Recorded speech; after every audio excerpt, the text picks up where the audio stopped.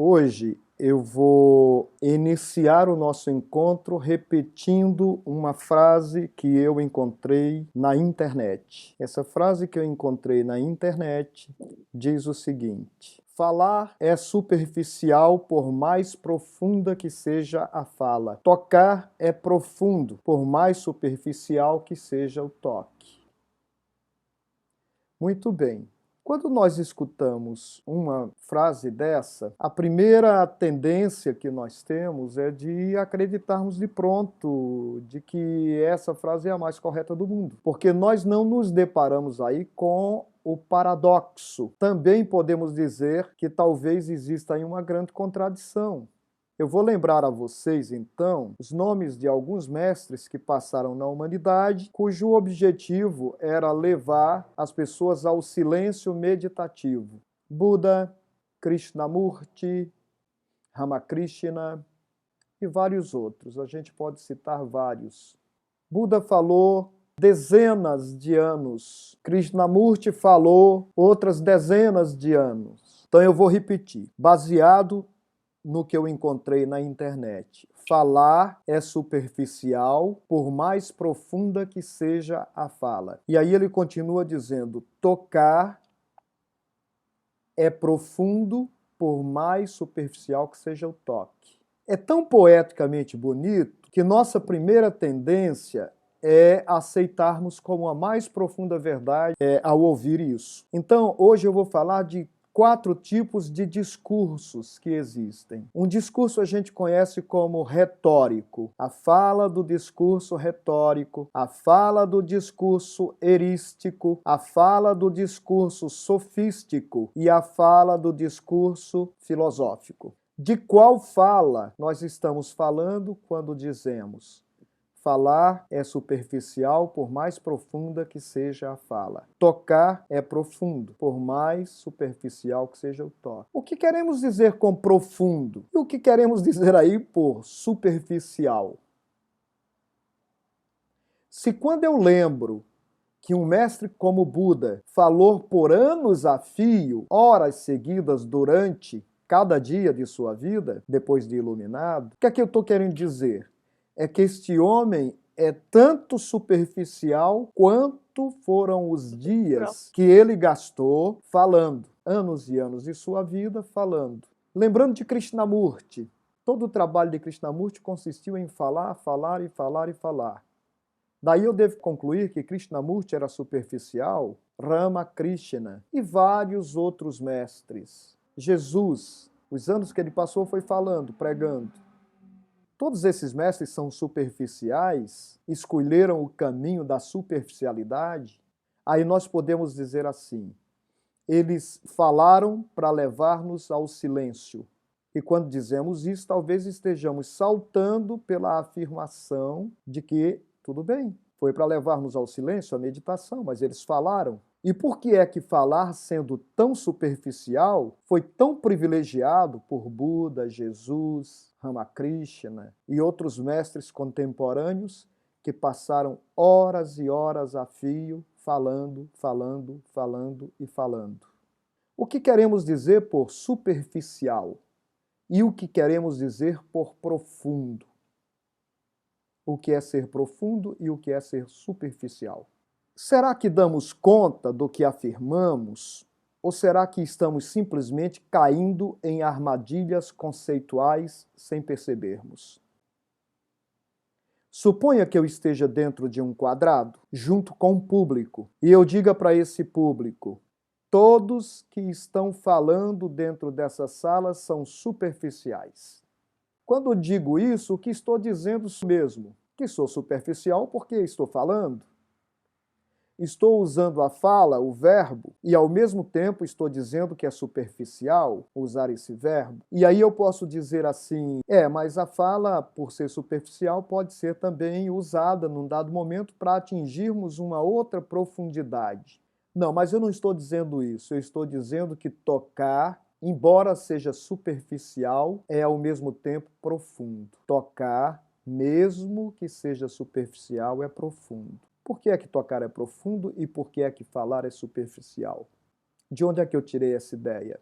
Por que é que eu digo isso e depois me fecho para uma discussão a respeito do que eu falei? Nós temos falado ultimamente da escuta violenta ou da escuta resistente. Há pessoas que são resistentes à fala. Elas são resistentes à fala porque a fala é o mesmo material do qual o ego é construído. Nosso ego, interiormente, é construído de crenças, de palavras, de logos, de fala. Então, nós temos dito que o nosso ego se defende, resiste todo o tempo. Então, o nosso ego é resistente, e o nosso ego é feito de fala, o nosso ego é feito de crença, e nós resistimos todo o tempo, e nós temos dito que essa resistência se manifesta como medo de ouvir. Somos resistentes ao ouvir. Preferimos o toque. O toque não nos obriga a desconstruirmos necessariamente o castelo interno do nosso ego. Quando dizemos falar é superficial por mais profunda que seja a fala. Primeiro tem um paradoxo, porque se eu digo isso, eu estou sendo superficial ao dizê-lo. Depois tem uma contradição, porque eu estou dizendo que é profundo do aquilo mesmo que é superficial. Vem cá. É profundo ou é superficial? Se falar é superficial, por mais profunda que seja a fala, como é que profundidade e superficialidade existem ao mesmo tempo na mesma fala? Complicado, não é? É melhor fugir para o toque, não é? No toque, as pessoas se calam. No toque, elas podem ser conduzidas, elas podem ser controladas. Pela fala, há o desafio de você não poder controlar o seu ego, porque ele é feito de fala, ele é feito de crença. Ele pode ser derrubado, desconstruído, na mesma medida em que você escuta. Contudo, se o seu ego é extremamente resistente à fala, você então será alguém do tipo que escuta violentamente. E o que é uma escuta violenta? É justamente uma escuta que não escuta, é uma escuta que rebate, é uma escuta que contra-argumenta simultaneamente a comunicação do outro. Quando é que uma fala é superficial e quando é que uma fala é profunda? E por que é que eu posso dizer que falar é superficial e profundo ao mesmo tempo? Porque se digo, falar é superficial, por mais profunda que seja a fala. Desculpe, eu não entendi completamente. Há um paradoxo e também uma contradição no que está sendo dito. Ou seja, eu considero que falar possa ser profundo e superficial ao mesmo tempo. Se pode ser profundo, por que estou fazendo a propaganda para não ouvir? A propaganda contra a fala. Ou seja, eu estou elegendo o toque no lugar da fala. Talvez aí exista um comércio.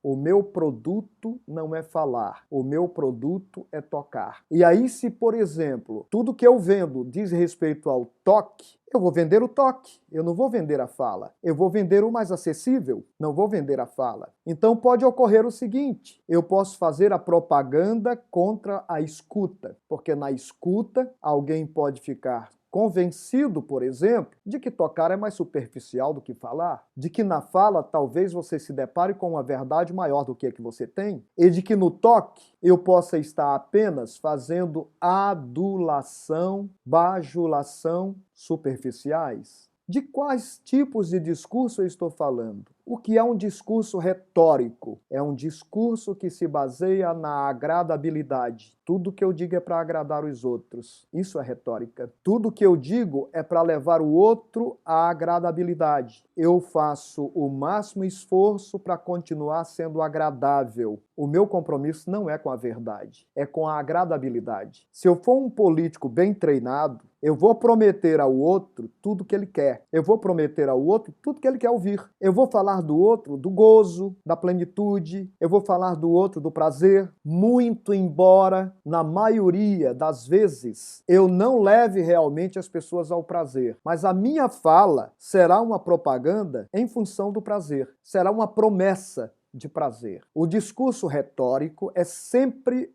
uma propaganda do prazer do bem-estar, do agradável. Aí você tem um outro tipo de discurso, o erístico. O erístico é um discurso tão bem montado que dá a impressão de que ele traz a mais pura verdade quando está sendo dito. Por exemplo, eu posso dizer arrumadamente, falar é superficial, por mais profundo que seja a fala.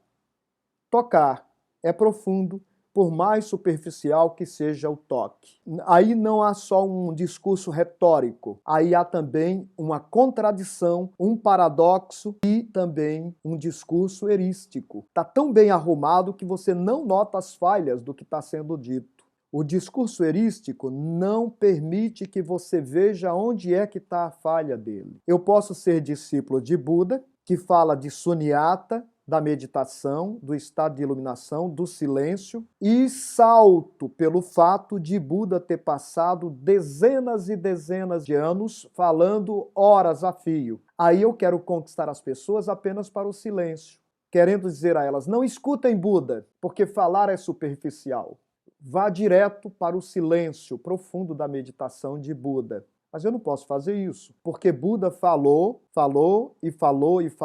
durante dezenas de anos seguidos. E durante horas a fio, todos os dias. E se eu for discípulo de Krishnamurti e disser a mesma coisa, o silêncio é o mais profundo. Eu posso fazer a propaganda enganosa de que as pessoas podem atingir o silêncio imediatamente. E a verdade é que esses mestres falaram. Sócrates falou. E outros mestres contemporâneos falaram. Inclusive porque eram professores de filosofia e, enquanto tais, tinham que falar. O que quero dizer quando faço essa propaganda contra o falar e a favor do toque? O que posso conhecer a partir do toque? O que posso conhecer a partir do tocar? Sensação e conhecimento são a mesma coisa? Nós já dissemos que não. Se sensação e conhecimento fossem a mesma coisa, quando nós parássemos de sentir, pararíamos também de conhecer. Então há algo em nós que está acima das nossas sensações e que é realmente o centro do verdadeiro saber. Uma pessoa que está anestesiada continua tendo a capacidade de saber alguma coisa? Uma pessoa que tem a perna anestesiada continua com o potencial de sabedoria. A confusão que temos feito nessa época é que sensação é o caminho absoluto da autorrealização, de que sentir é o caminho. E as consequências, as implicações disso têm sido justamente o impedimento do desenvolvimento intelectual, epistemológico e mental das pessoas. Nós estamos treinando pessoas para não terem senso crítico, para aceitarem de pronto. Nós estamos treinando pessoas para não usarem um grande instrumento que a existência lhe deu de presente, chamado mente. A mente é um belíssimo playground que você pode usar e deve usar. E a fala faz parte de um processo, até mesmo para aqueles que dizem falar é superficial, por mais profunda que seja a fala. E essa pessoa não percebe nem o paradoxo, nem a contradição no que está dizendo. É paradoxo porque se ele diz isso, ele está se referindo ao que ele próprio está dizendo. Ou seja, o que ele está dizendo é superficial. E contraditório, porque ele está dizendo que falar pode ser profundo e superficial ao mesmo tempo. Então ele está dizendo, falar pode ser profundo, não é? Na fala dele está incluso. Falar pode ser profundo. E talvez a profundidade do falar seja justamente a desconstrução das crenças que constroem o seu ego. Agora, a massagem, o toque, pode não lhe levar a essa compreensão, porque talvez ela não desconstrua o seu ego e não só isso. Talvez ela simplesmente fortaleça o seu ego. Falar é realmente muito perigoso. Escutar é muito perigoso. Escutar põe em risco toda a estrutura, todo o alicerce do que você acha que sabe, quando na verdade você não sabe. Bom, Alberto, nosso encontro hoje, justamente com essa fala, eu gostaria de abrir um espaço para que nós interagíssemos mais hoje a respeito do que eu falei. Falar é superficial, por mais profunda que seja a fala. Boa noite, seja bem-vinda. A pessoa que fala isso, a princípio, eu entendo que está existindo uma confusão, uma É. inversão, Uhum. porque o falar tem um poder tremendo, tanto para quem está soltando, falando, né? Como para quem é o interlocutor, né? Para quem vai escutar.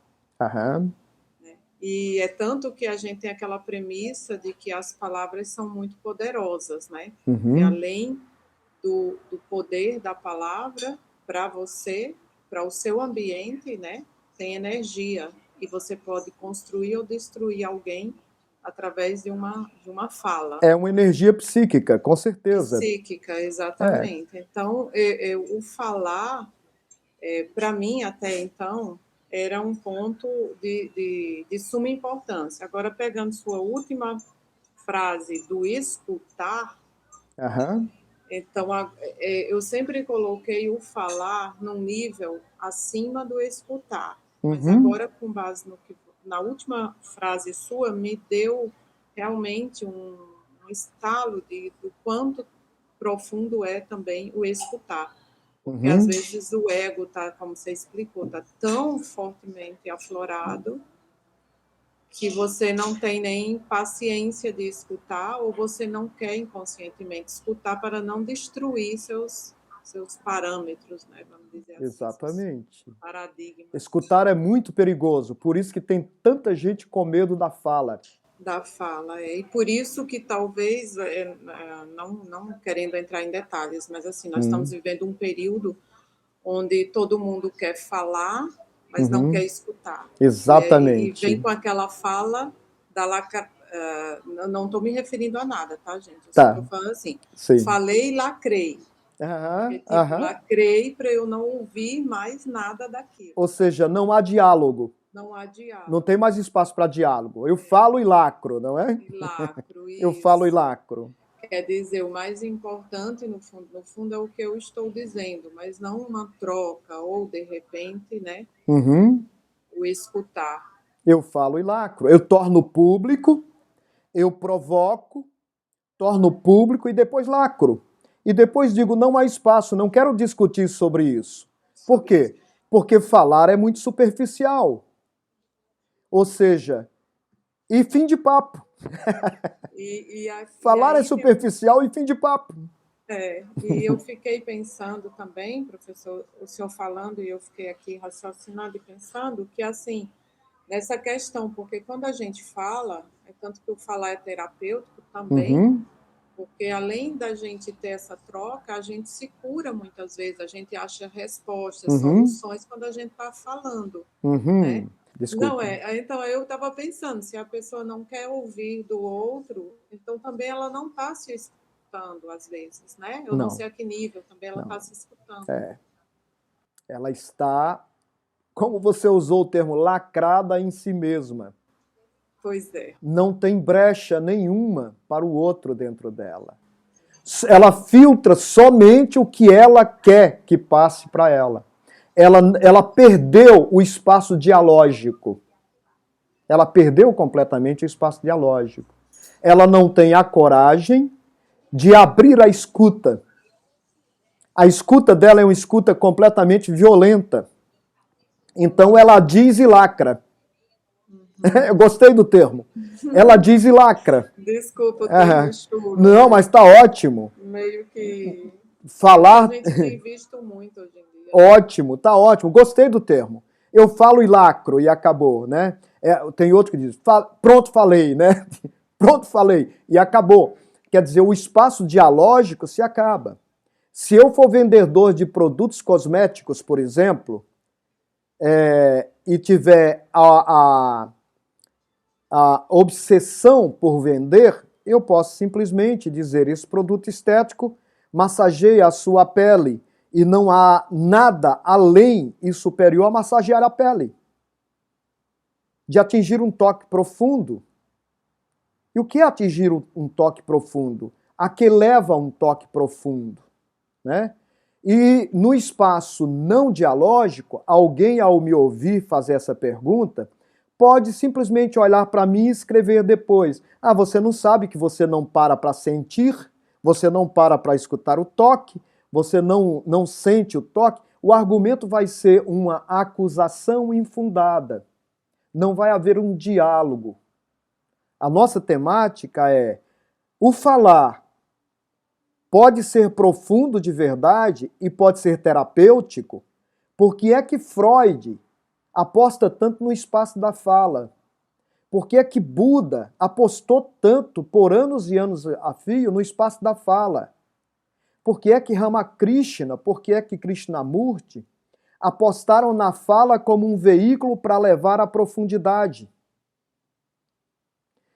Por que é que alguém confunde a técnica com o resultado? Também é possível. Ora, o objetivo é a integração, a reintegração e a plenitude.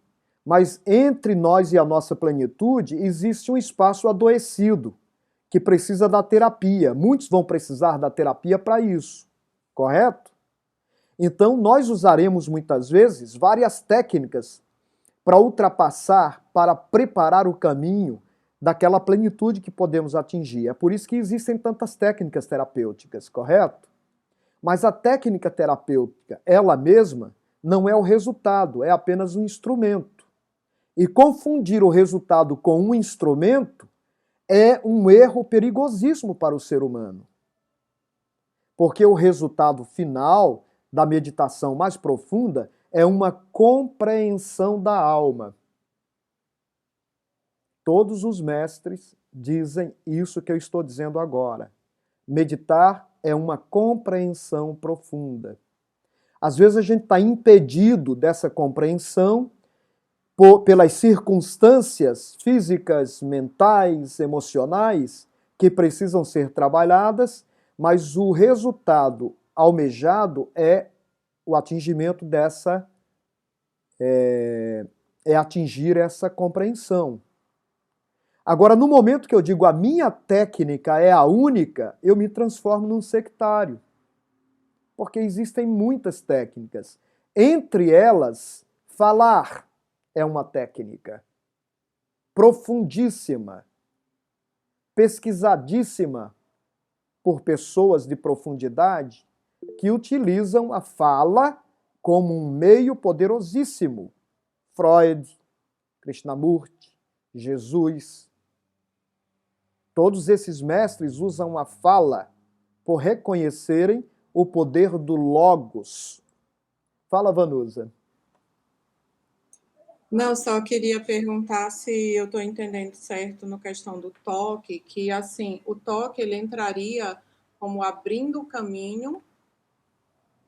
O toque, desculpa, complete a sua pergunta. Não, era nesse sentido, que num espaço terapêutico, o toque entraria como abrindo o caminho para que você pudesse, de repente, ter uma melhor percepção da fala. Não sei, ou entrasse nesse espaço de fala e escuta. Não é para todo mundo que acontece, não. Tem gente que sai do toque mais fechado para a fala ainda. Tem uma dada sensação agradável e acha que já encontrou tudo. E aí se fecha. Agora eu só quero sentir, sentir e sentir. O caminho da salvação é sentir. Como se sentir e compreender fosse a mesma coisa. E aí você perde uma dimensão profundíssima da sua alma, que é o intelecto mais profundo que sua alma possui, onde reside a sua possibilidade de compreensão. O que é que eu estou dizendo? Sentir e falar são complementares. Sentir e compreender são complementares. Mas sentir não garante a compreensão. Na fala, o instrumento deve ser escolhido justamente como base da compreensão. Por isso que existe um medo tão grande da escuta pura. Porque na escuta você pode demolir o que você precisa demolir dentro de você. Eu posso acabar te convencendo de que você está errado de muitas coisas. E aí você tem que mudar a tua forma de compreender as coisas. No toque, não. Você pode tomar uma belíssima e gostosa massagem e sair compreendendo as mesmas coisas que você compreendia antes. A mudança na fala pode garantir uma transformação na sua forma de compreender. O toque não garante isso necessariamente. Inclusive, a fala, para quem não tem a escuta pura, também não tem essa possibilidade. Porque você precisa, no fenômeno da comunicação não violenta, você precisa que tanto aquele que fala quanto aquele que escutam estejam num processo dialógico de verdade. E o que tem desaparecido do ser humano recentemente é essa condição dialógica. Agora a comunicação é quase de via única, de mão única.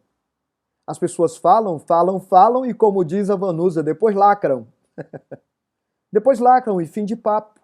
Não tem mais espaço para o diálogo. Mas vamos lá.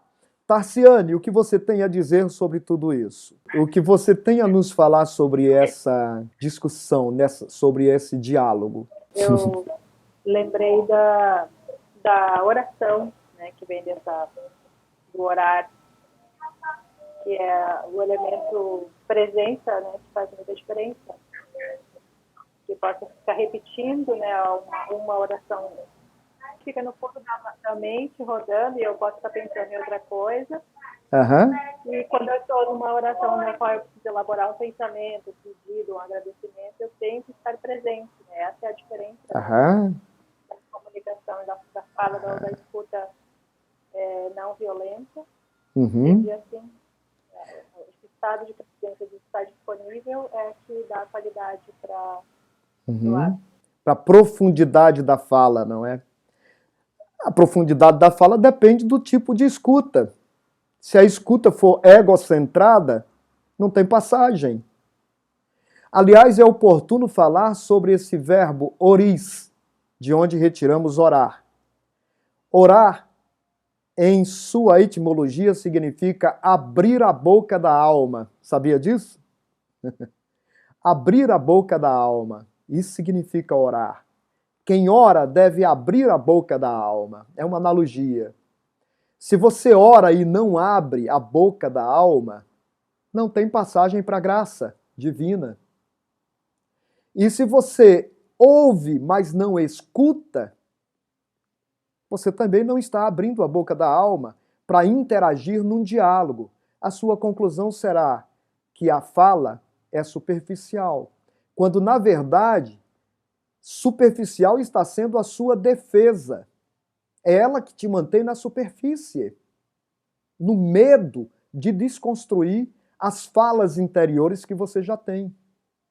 Que são aquelas falas, como diz a Vanusa, lacradas, que me impedem de ouvir Jesus, me impedem de ouvir Buda, me impedem de escutar Jesus, me impedem de escutar Buda, me impedem de escutar Krishnamurti, me impedem de escutar. Você está sabendo que outro mestre eu estou querendo citar, mas como você não gosta muito de fala, eu não vou dizer o nome dele, porque talvez fique muito superficial para você falar o nome dele, não é? Então, eu estou me referindo a todos os mestres que usam a fala. E quero dizer, talvez a superficialidade seja da sua escuta e não da própria fala. Buda falou por muito tempo, né? Desde que ele apareceu até o último dia, ele estava pregando, falando, usando logos. Aí, o Evangelho de São João começa com um dito muito lindo, que em grego é en arché en ho logos, kai ho logos en pros to theon. No princípio era a fala, o verbo, e o verbo era Deus, era divino. Essa dimensão divina do logos, da fala, se perde porque há escutas violentas. Porque existem as escutas violentas. Essa escuta violenta se deve justamente à cristalização do nosso ego, que é feito de crenças e que temem profundamente serem destruídas. Então eu prefiro ser tocado. O toque não me obriga a uma desconstrução do meu ego. O toque pode ser bom para reparar sintomas das minhas resistências. cristalizações, nós, anéis que eu formo no meu corpo, na minha coraça. Eu desconstruo tudo isso e me sinto muito aliviado. Ótimo. Mas isso não me garante profundidade de compreensão nenhuma. Porque a compreensão se dá a partir do meu logos. Daquilo que eu converso com a minha própria alma. Aquilo que é um diálogo interno para mim me faz profundo ou superficial.